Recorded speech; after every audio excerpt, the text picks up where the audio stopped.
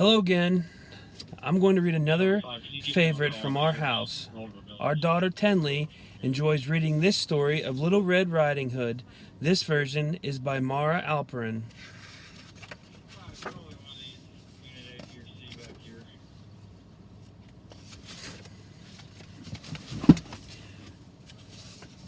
Once there was a little girl who loved to wear red. She had red shirts and red skirts, red shoes, and a fabulous bright red cloak. Her name was Little Red Riding Hood. Early one morning, Little Red's mother packed up a basket. "I have a very special job for you," she told Little Red. "Granny is feeling poorly. Will you take her this fresh fruit?" "Of course," cried Little Red, and she put on her favorite cloak and kissed her mother goodbye.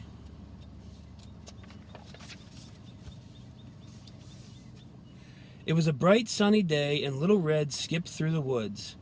"Good morning," she called to the rabbits and the deer. "I'm bringing Granny a special surprise." But someone was peeping from behind a tree.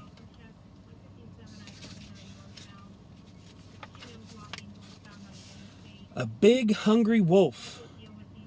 "Good day," growled the wolf. "What are you doing in the woods all alone?" "I'm taking this special basket of fruit to Granny," Little Red replied. Yuck, thought the wolf.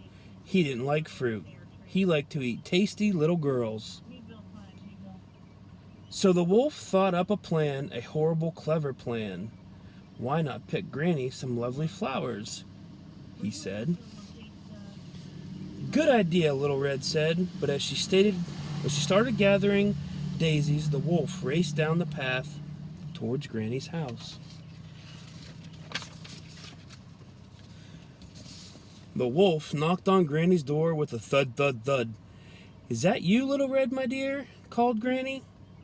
"Yes," squeaked the wolf. "Let me in. It's breakfast time."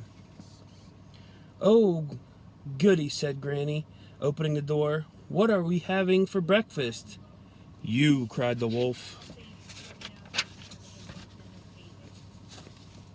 "Arr!" yelled Granny. "You're not Little Red," and she slammed the door right on his big furry nose. "Ow, ow, ow!" howled the wolf. Quick as a flash, Granny ran out of the back door and into the woods to find help.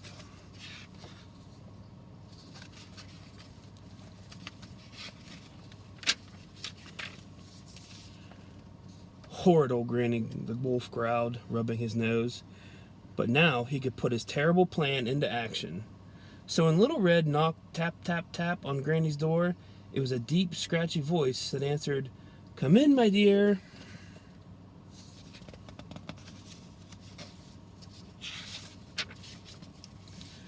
Little Red walked into Granny's bedroom and stopped in surprise. "Why, Granny," she said slowly, "what big ears you have." "The better to hear you with, my dear," croaked the wolf.